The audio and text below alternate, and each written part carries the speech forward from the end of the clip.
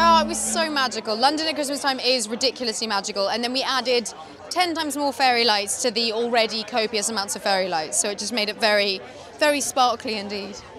Oh my goodness, because you leave this movie feeling hopeful and optimistic about the future. It's a very honest portrayal of humanity, and it just lets you know that no matter how difficult the previous year might have been, the smallest, tiniest changes that you can make in your life that are free will make you feel a million times better, and also that it's okay to be complicated and messy and human.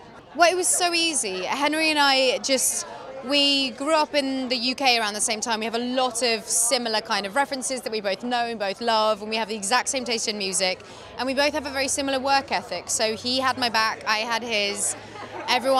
The energy that he brought every day on set was just infectious and gorgeous, and it just makes it easy that way.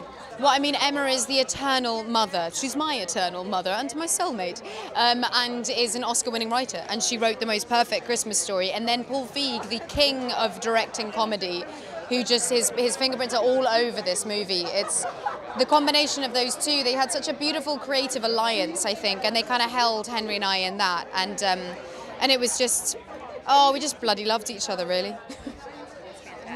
Yeah, thank you so much. Thank you. Thanks, you too. Because I think these are reasonably difficult times. There's a lot of flux in the world, a lot of uncertainty, and an awful lot of rage.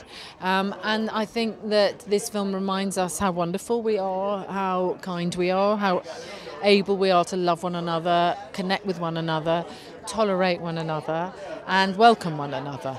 Human beings are really, really good at that. So we need to just remember that that's intrinsic to our being. And so this movie is like a sort of hug to us all to say, let's love each other, not just one day of the year, but 364 others too. Thank you so much. You're welcome. I'm looking forward. Yeah, you know what? It's the tone is set by a number of people. It's either the director, your number one, or your producers, and every single one of those elements was the best of what it could be. We've got Amelia, who's one of the hardest working girls in Hollywood. We've got Emma Thompson as a writer, who's just genius and so motherly and so awesome. Paul Feig is one of my greatest, best friends. And so to have that to walk into every single morning or night, it's a joy. It really is. It was the best. It was super tiring. We had to shoot from like 1 in the morning until like 12 noon just to get the Christmas lights in the iconic sort of London spots. But it worked, and we made it through. It was a bit of a marathon, but we came out with a movie that I think everyone's going to be loving. One of the key elements has to be George Michael. The music and the soundtrack to this thing is unbelievable. I've been a big fan of George since I can remember. I mean, we grew up with it in the UK, and his music with Wham and Andrew Ridgeley. But this brings his words into context, and you listen to the words that Amelia character's Kate sort of sings, and it brings so much kind of heart to what he created back then, and bless him. I wish he was here to enjoy this with us. But all of his loved ones and the people he was super close with have seen the movie, and they were like, he would be so happy with this and be so proud. I actually came in only after Christmas. Yes, I know. They had all the fun. And I was locked in the studio but I had the most amazing shop. My Yuletide Wonderland, I mean. So that made up for it. Being in London always is very special for me because, I spent quite a lot of time there in my youth, doing all my youthful things. So it's always good to be, it's almost like another very familiar place, and I have many friends there.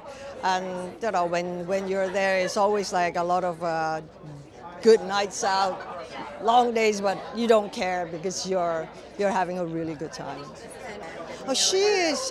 I'm one of her biggest fans, but she makes you feel right at home right away. It's like I'm starstruck. And then next thing you know, you're talking like you've known each other for years, because she's that kind of person. And she's very caring, and you can see the way she treats everyone who's on set. It seems so, you know how unrequited love at the beginning is like no, yes, no, because they were so different. She is like spiraling out of control. She's doing all the things that you would never want your daughter to do. And then suddenly she meets this guy this is a guy you want your daughter to bring home. Like the perfect gentleman, the one who's got the heart in the right place. And he doesn't even have a phone. In this day and age, that's a sensible guy, the right guy. So the character that I play immediately catches on and go, this is a keeper. You know, whatever you do, don't do one of your silly things and scare him off. But when you see the two of them together, it's that comforting, you know, something is just right.